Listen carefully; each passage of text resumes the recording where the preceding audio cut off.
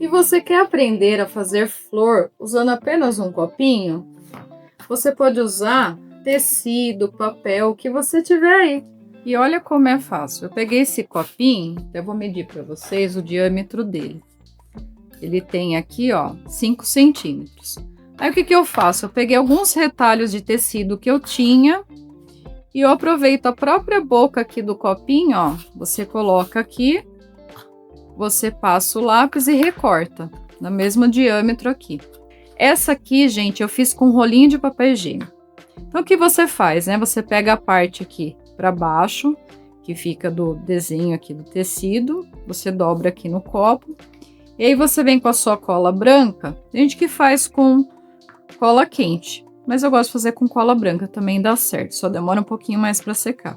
Você passa aqui na metade e vai dobrando aqui, ó, no copo. É muito fácil de fazer, ó. Aí você passa mais um pouco de cola aqui e dobra outro círculo aqui, ó, como se fosse outra pétala. Eu cortei aqui no total, acho que foram mais ou menos uns 18 círculos.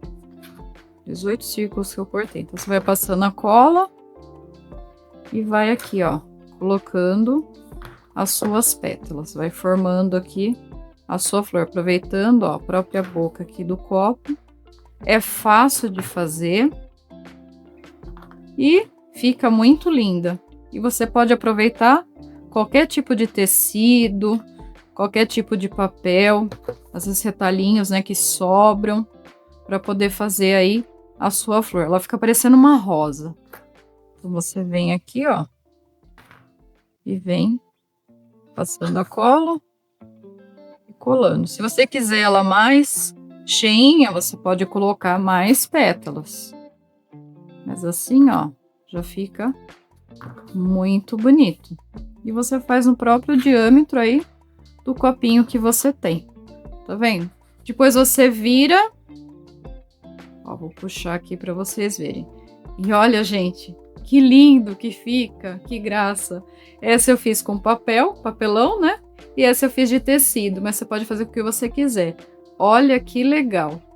Se você gostou, deixa o seu like, inscreva-se no canal, pra gente trazer mais ideias aí para você.